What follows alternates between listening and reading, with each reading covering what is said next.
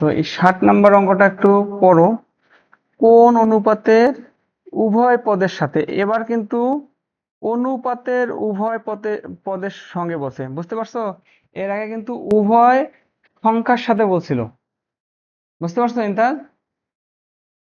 এর আগে কি কি বলছে? এর আগে হচ্ছে সংখ্যার কথা বলা ছিল। এখন বলছে কি, যে কোন অনুপাতের উভয় পদের সাথে, তোমার পদের সাথে যোগ করতে বলছে। হ্যাঁ, উভয় পদের সাথে এক যোগ করলে, কত যোগ করলে? এক যোগ করলে অনুপাতটি এত, এবং উভয় পদের সাথে থেকে এক বিয়োগ করলে অনুপাতটি হয় এত। তার মানে আমাদের উত্তর যেটি চেয়েছে সেটাও একটা অনুপাতেই চেয়েছে, আবার এখানে দুটো অনুপাত দিয়ে রেখেছে। তো এখন এই প্রশ্নটা যদি আমরা অ্যাজ ইউজুয়াল সলভ করতে যাই, অনেক সমস্যা। দেখো, ধরলাম যে অনুপাত হচ্ছে এক্স অনুপাত ওয়াই, ধরি আমরা, ধরো এক্স অনুপাত ওয়াই, ধরলাম যে এটাই আমাদের কি হবে, উত্তর হবে, ঠিক আছে? ধরো যে এটাই উত্তর হবে। এখন ওরা শর্ত দিয়ে দিছে কি, উভয় পদের সাথে যদি তুমি এক যোগ করো তাহলে সেই মানটা হয় এত। তাহলে দেখো, এক্স প্লাস ওয়ান, এটা একটা লিঙ্ক দিও যদি মিটিংটা শেষ হয়ে যায়। Y plus one equal to দিয়ে রাখতে হচ্ছে 3 বাই হচ্ছে তোমার কত, 4। এটা হচ্ছে তোমার প্রথম শর্ত মতে। এখন দ্বিতীয় শর্ত মতে দেখো কি দিয়েছে, এক বিয়োগ করলে, তাহলে X minus one Y minus one equal to হচ্ছে কত, 2:3। এটা কিন্তু এই শর্ত মতে দেওয়া আছে ইন্টারেস্ট, বুঝতে পারছো? তো এখানে আননোন কয়টা বলো তো? এক্স এর মানও আমাদের জানা নেই এবং ওয়াই এর মানও আমাদের জানা নেই। একটা জিনিস জানো কি নেন্তাজ, যদি কোনো একটা ইকুয়েশনে, একটা সমীকরণে, ধরো X plus Y equal to 10, এটা একটা সমীকরণ, তাই না? আমরা সমীকরণ জেনেছিলাম। তো যদি একটা সমীকরণের মধ্যে দুইটা আননোন, হ্যাঁ, তোমার হচ্ছে চলক থাকে বা ভেরিয়েবল থাকে, এক্স এবং ওয়াই দুইটাই আননোন, তাহলে একটা সমীকরণের মাধ্যমে এই মানটা নির্ণয় করা যায় না, ঠিক আছে?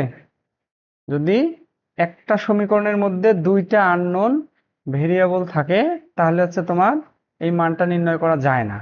কিন্তু তোমার যদি দুইটা আননোন এবং দুইটা সমীকরণ থাকে, ধরো এইখানে যে এক্স, এইখানে ওই একই এক্স, এখানে ধরো যে ওয়াই ইকুয়াল টু, সাপোজ ধরো যাচ্ছে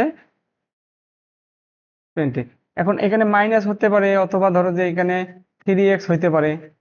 তো আমি বোঝাতে চাচ্ছি যে যদি সমীকরণ দুইটা হয় যেখানে এক্স এবং ওয়াই একই, এটা ব্যক্তি যদি হয় তাহলে একই ব্যক্তি, আর যদি কোনো একটা রাশি হয় সেই রাশি এইখানে এক্স এর মান যা, এইখানেও এক্স এর মান তাই, তো দুইটা আননোন থাকলে তোমার হচ্ছে দুইটা সমীকরণের মাধ্যমে তাহলে তুমি এই মানটা তুমি হচ্ছে নির্ণয় করতে পারবা। বিভিন্ন ধরনের পদ্ধতি আছে, ওই যে প্রতিস্থাপন, অপনয়ন, এগুলো হয়তো জানছিলে আর কি। তো আমাদের এখানে কি হলো দেখো, আমাদের এখানে ওরা যে সত্যটা দিয়েছে ওই সত্যটাতে আসলে দুইটা সমীকরণ দাঁড়িয়েছে, এবং দুইটা সমীকরণ থেকে আমাদের যেহেতু দুইটা আননোন, আমরা কিন্তু মানটা নির্ণয় করতে পারবো, বুঝতে পারছো ইমতাজ? এই যে এক্স এবং ওয়াই। তো খুব সংক্ষেপে যদি আমরা এই কাজটা করি, এটা আড়াআড়ি গুণ করে দাও, তাহলে এখানে হচ্ছে তোমার কত, 4x, এরপরে হচ্ছে তোমার 4 ইকুয়াল টু হচ্ছে 3y যোগ হচ্ছে 3। এখান থেকে একটা সমীকরণ পাওয়া যায়। তাহলে হচ্ছে তোমার এটাকে এদিকে নিয়ে আসো, তাহলে 4x মাইনাস হচ্ছে 3y ইকুয়াল টু, এটা এদিকে আসলে কত হয় তাস, -1, তাই না? 1, এটা হলো 1 নম্বর সমীকরণ। আর এদিকে হচ্ছে তোমার কি হয়, 3x - 3, এটা বাংলা। আচ্ছা, তাহলে এখানে আড়াআড়ি গুণ করে দাও, এখানে হচ্ছে 2, এখানে হচ্ছে 2। তাহলে এখান থেকে একটা সমীকরণ পাওয়া যায়, 3x মাইনাস হচ্ছে 2y, এটা এদিকে আসলে ধনাত্মক হবে, এটা হচ্ছে 2 নাম্বার, ঠিক আছে ইমতাজ?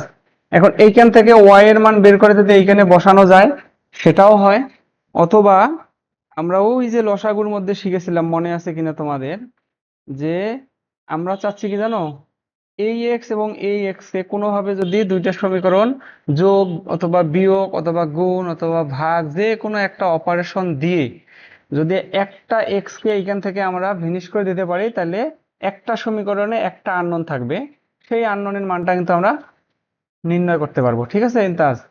তাহলে সেই মানটা যে কোনো একটা সমীকরণে বসিয়ে দিলে অপর আননোন ভ্যালুটা আমরা কিন্তু পেয়ে যাব। তো এটা হলো একটা সাধারণ একটা নিয়ম। হ্যাঁ, তো এইটা যদি ওই যে লসাগুর যে সিস্টেমটা, ওই জিনিসটা যদি বিবেচনা করো, আমরা কি করি বলো তো? যে তোমার এক নিচে যদি থাকে হচ্ছে তোমার ধরো যে 8 যোগ হচ্ছে উপরে ধরো 3, নিচে থাকলো ধরো যে 14, কি করো? এই দুটো লসাগু করো না? এই দুটো লসাগু করে এখানে নিয়ে আসো, এরপরে তুমি হচ্ছে এই যোগের কাজটা করো। তো ঠিক অনুরূপ ভাবে মানে এটা কেন করা হয় বলো তো? যে এই লসাগুটা হচ্ছে এমন একটা গুণিতক যেটা ওই যে 8 এবং 14 দ্বারা নিঃশেষে বিভাজ্য হয়। তো এই জায়গায় যদি এটা এটা কাটাকাটি করতে চাও, তাহলে তুমি কোনটাকে ভিনিশ করে দিতে চাও? যদি এক্স কে ভিনিশ করে দিতে চাও, তাহলে হচ্ছে এই এক্স এর সহগ অর্থাৎ এক্স এর সাথে যে 4 আছে সেই 4 দিয়ে এই সমীকরণটাকে গুণ করে দাও, আর এইখানে যে 3 আছে এই 3 দিয়ে এটাকে গুণ করে দাও, তাই না ইমতাজ? তাহলে তোমার কি হবে? তাহলে দেখবা যে এই এক্স কে তুমি যে মানটা পাবা আর এই এক্স এর যে মান পাবা একই মান পাবা। কারণ কি? এই 4 দিয়ে যখন এখানে গুণ করবা, তাহলে 3 4 হচ্ছে কত? 12 এক্স মাইনাস হচ্ছে 8 ওয়াই ইকুয়াল টু হচ্ছে 4। আর এইদিকে এই 3 দিয়ে গুণ করে দিলে কি হয়? এখানেও 12 হচ্ছে না? 12 X minus 9 sorry 9 Y equal to হচ্ছে কত? -3। দেখো এই যে এখানেও 12 এখানেও 12। তো এখন তোমার হচ্ছে তুমি যদি হচ্ছে এই দুইটাকে যোগ করো জাস্ট, বা তুমি বিয়োগ করো, যেহেতু দুইটা আমাদের পজিটিভ আছে। এটা তো বললামই ইন্তাজ যে এইখানে তুমি এক্স কে ভিনিশ করবা না ওয়াই কে ভিনিশ করবা, কোনটা ভিনিশ করবা? ধরো যে এক্স কে তুমি হচ্ছে রাখতে চাচ্ছ না, তাহলে এইখানে এক্স এর সহগ 3, সেই 3 দিয়ে এটাকে গুণ করছো, আর এখানে এক্স এর সহগ হচ্ছে 4, সেই 4 দিয়ে এই সমীকরণকে গুণ করছো। আচ্ছা, আমি যে গুণ করলাম তাতে কি এই সমীকরণের মানের কোনো পরিবর্তন হয়ে গেছে? মানের কোনো পরিবর্তন হয়ে গেছে? এক্স এর মান ওয়াই এর মান কোনো পরিবর্তন হয়ে গেছে?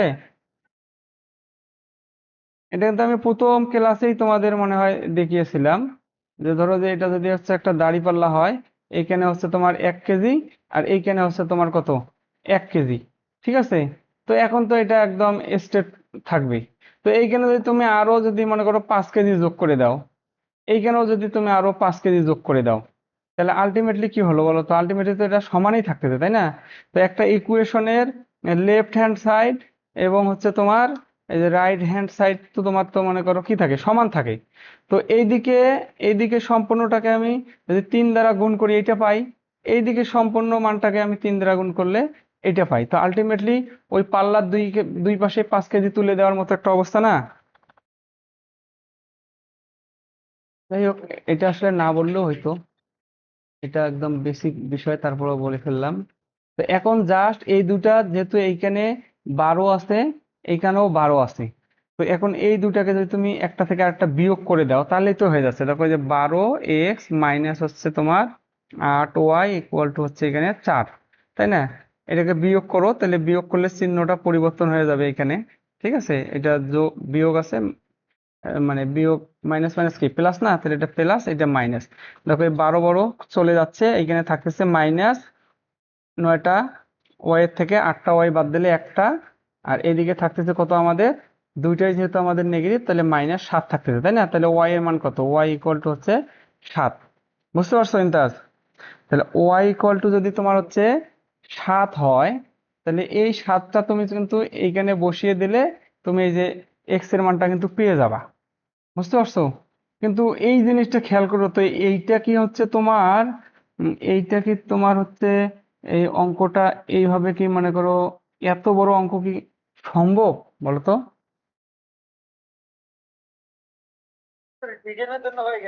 এটা তো রিটেনের জন্য হয়ে গেল। যাই হোক, এখন বিষয়টা হচ্ছে তার মানে বোঝাই যাচ্ছে যে এই অঙ্কটা আসলে আমাদের এই উদ্দেশ্য করে ওরা কিন্তু দেয়নি। বুঝতে পারছো কি? এই অঙ্কটা এই উদ্দেশ্য করে ওরা দেয়নি, তার মানে এটা এমনিতেই খুব সহজেই কিন্তু অঙ্কটা সমাধান করা যাবে। ঠিক আছে? আচ্ছা, তাহলে আমরা এই যে ওয়াই এর মান পেয়ে গেছি না ইন্তাজ, কত 7 না? তার মানে উত্তর যে এটা হবে, আর কোনো মানে এক্স এর মানটা নির্ণয় করার দরকার আছে ইন্তাজ? এখানে কি আর কোথাও 7 এর মান আছে বলো তো? ওয়াই এর মান কি আর কোথাও 7 আছে? তাহলে কিন্তু ওই ওয়াই এর মানটা এখানে না বসিয়েও কিন্তু উত্তরটা দাগানো যায়, কারণ আর কোথাও 7 নাই। কিন্তু তারপরেও তো অনেক যন্ত্রণা এখানে, কি বলো? আসলে এই অঙ্কটা এই অঙ্কটা হচ্ছে তোমার রিটেনের একটা অঙ্ক। এই অঙ্কটা এখানে দেওয়ার উদ্দেশ্য হলো জাস্ট তোমার স্টুডেন্টের মেন্টাল হেলথটা একটু চেক করা। বুঝতে পারছো ইন্তাজ? তো এই জিনিসটাকে এই জিনিসটাকে আমরা কিভাবে সলভ করতে পারি দেখো। ওই যে অপশন টেস্ট মারো, তুমি দেখো তো ইন্তাজ। ওরা বলেছে কি যে তোমার তোমার যদি এক যোগ করা হয়, কি করা হয়, এক যদি যোগ করা হয় তাহলে অনুপাতটা কত হয়? 3 অনুপাত কত হয়? 4 হয়। তাহলে 3:4 হবে। আচ্ছা, আমাদের মিটিংটা শেষ, একটা নতুন লিংকের দরকার। ভিডিওটা এখানে স্টপ করি। আমি এটা অল্প একটু বলে নেই, কারণ ভিডিওটা আগেরটা সেভ করছি, নতুন করে এটা আর স্টার্ট করা হয়নি, যার কারণে এই সমস্যাটা দেখাচ্ছে। মানে আমি বলতে চাচ্ছিলাম, যখন এরকম বড় অঙ্কগুলো আসবে তা আমরা সরাসরি কি করব, অপশন টেস্টে চলে যাব। যেহেতু এক যোগ করলে আমাদের এই অনুপাত হওয়ার কথা, তাহলে অবশ্যই অপশনের সঙ্গে আমি যদি এক যোগ করি তাহলে হচ্ছে আপনার এই অনুপাতটা পাবো। তো প্রথম অপশনটা হচ্ছে আমার 2+1, এবং নিচের তোমার হচ্ছে 5+1। তো 3 বাই হচ্ছে তোমার 6, কাটাকাটি করলে হয় হাফ। তো আমার তো অনুপাত আসার কথা ছিল এইটা, এই জন্য বললাম যে এটা আমাদের উত্তর হবে না, কারণ আমাদের তো এই অনুপাত আসেনি। দ্বিতীয়টার ক্ষেত্রে দেখো, 4 আর 1 5, 9 আর 1 10। তো এটাও কিন্তু হাফ আসতেছে, যেটা কিন্তু আমাদের কি না, ওই অনুপাতের সাথে মিলতেছে না। তৃতীয় যেটা, 6-এর সঙ্গে 1 যোগ করলে 7, আর 11-র সাথে 1 যোগ করলে 12। 7 যেহেতু মৌলিক সংখ্যা, এখানে তো এটা একদম সিম্পলেস্ট ফর্মে আছে, হ্যাঁ। অর্থাৎ এখানে আর কাটাকাটির কোনো অপশন নেই, তাহলে আলটিমেটলি এটাও তো হচ্ছে এই ভ্যালুটা হচ্ছে ক্রিয়েট করলো না। তার মানে আমার উপরের 3টার একটাও কিন্তু এই যে 1 যোগ করলে, ওই অনুপাতের সাথে 1 যোগ করলে যে আমার হচ্ছে নতুন এই অনুপাতটা পাওয়া যায়, এটা কিন্তু স্যাটিসফাই করলো না। তাহলে এই যে বিয়োগের জায়গাটাতে আমার আর যাওয়ারই প্রয়োজন নেই, আলটিমেটলি আমরা নিশ্চিত যে এই জিনিসটাতে আমার উত্তর। তুমি যদি এখন এটা ওই একটা যোগ করে দেখো, দেখতে পারো। যেমন 5-এর সাথে 1 যোগ করলে কত হয়, সরি, 5-এর সাথে 1 যোগ করলে 6, এবং 7-এর সাথে 1 যোগ করলে হয় 8। তাহলে তুমি এখানে কাটাকাটি করো, এই দুটার জিসিডি কত বলো? তোমার হচ্ছে 3 দিয়ে কোনো 6, দুইটার জিসিডি হচ্ছে তোমার 2, আর এখানে 4 দিয়ে কোনো 8। দেখো তো আমাদের এই অনুপাতটা আসছে না ইন্তাজ? বুঝতে পারছো? তো এটা কি হইলো বলো তো? ওই প্রশ্নটার সাথে মিলে গেল না, যে এই অনুপাতের সাথে 1 যোগ করলে এই অনুপাতটা পাওয়া যায়, আর বাকি একটার সঙ্গেও তো আমাদের এই কন্ডিশনটা মেলেনি। অর্থাৎ এখানে ঘ হচ্ছে আমাদের উত্তর। বুঝতে পারছো এটা? একদম সহজ। তো আমি আর অনুপাত সমানুপাতের অঙ্ক তোমাদের কি করাবো বলো? এক তো হলো অনুপাত কি সেটা জানো, সমানুপাত কি সেটা জানো, বেশ কিছু সংজ্ঞা দেখিয়েছি সেটা জানো। এখন অপশন টেস্টটা কিভাবে করতে হয় সেটাও তোমরা অলরেডি জানো। তা আলটিমেটলি আসলে অনুপাত সমানুপাতের অঙ্ক এত সহজ যে এই অঙ্কগুলো আর করারই দরকার নাই।